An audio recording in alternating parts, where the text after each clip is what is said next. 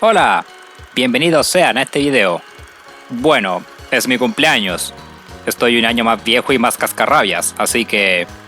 ¿qué mejor forma de pasar este día viendo otra novela de Puyo Puyo? Ahora, El secreto de Zeke salió en julio de 2015 y nuevamente Kome Ichigo hizo los dibujos y Utako Yoshino se encargó de la historia. Antes de empezar, aviso de que hay spoilers de toda la novela, para que estén conscientes de ello. Empecemos. La trama va de que hay un festival anual en Primtown.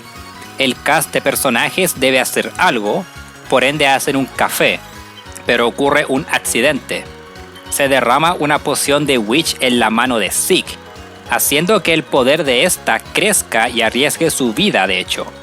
Si su lado maligno logra conseguir harto poder, puede desvanecer la conciencia de Zeke. Por ende, Lemres ayuda a salvarlo y el festival se efectúa bien. ¿Cómo está la novela? A ver, la historia en concepto me gusta, pero se ejecutó de forma débil. Si me conocen sabrán que Zeke está lejos de ser mi personaje favorito. En Fever 2 era legítimamente un buen personaje, y después se volvió el tipo inexpresivo fan de los insectos que aportaba nada a la historia. Por ende, una novela donde él es el pilar de la historia da para profundizar en él. Y bueno, no lo hacen. O sea, un poco, pero casi nada. Me alegro que muestre que no solo quiere que el festival salga bien, pero que la pasó bien trabajando con sus amigos, además de mencionar que tiene miedo de que su mano demoníaca se apodere de su cuerpo. Le teme a sus propios poderes. Interesante. Pero nada más. Comparen eso con lo que hicieron con Amity en la primera novela. Profundizaron en el personaje con su relación materna con Tama. Que va, Amity en esta novela tiene mejor trato. Le alegra ver a Zeke esforzarse y disfrutar trabajar para el festival. Siente preocupación enorme por lo que ocurre con sus poderes, especialmente al ser su culpa el que la poción se derramara en su mano izquierda, además de tener que sobrellevar la responsabilidad como líder para el café del festival. Cierto, se me olvidó mencionar eso en los videos anteriores. En esta y las anteriores novelas, y creo las que vienen después también, vemos la historia desde la perspectiva de Amity. En la primera tiene sentido, ella es el foco de la historia. En la segunda no tanto, pero está bien. Aquí en cambio, creo hubiera sido mucho mejor ver la historia desde la perspectiva de Zeke. Saber qué piensa, cómo se siente al su poder incrementar con el tiempo, etc. Es una oportunidad perdida, creo yo. Zeke es uno de los personajes que más necesita oportunidades como estas, para salir de esa flanderización en la que ha estado desde hace años. Tampoco aprendemos algo nuevo. Las novelas anteriores nos dieron cosas como las aves blancas, la neblina de los sueños. Es verdad que mencioné como algo negativo el dejar cabos sueltos. No explicaban todo, pero sí introducía cosas nuevas que desarrollaban algo.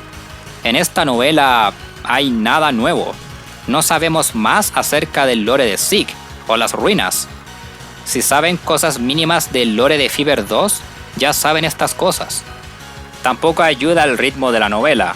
El conflicto principal no comienza hasta la mitad.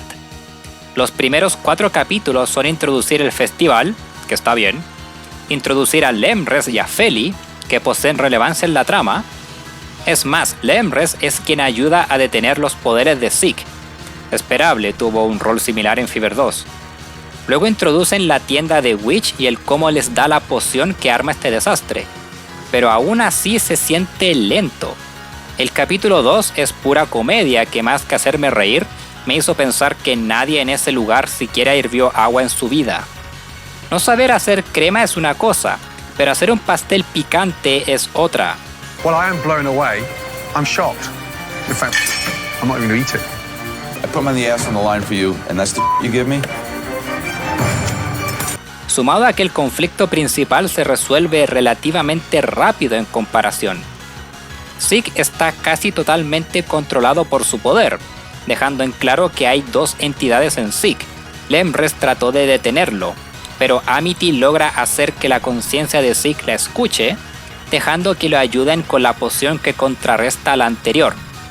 Sí, todo ocurre tan rápido que de hecho llega a decepcionar en ese aspecto.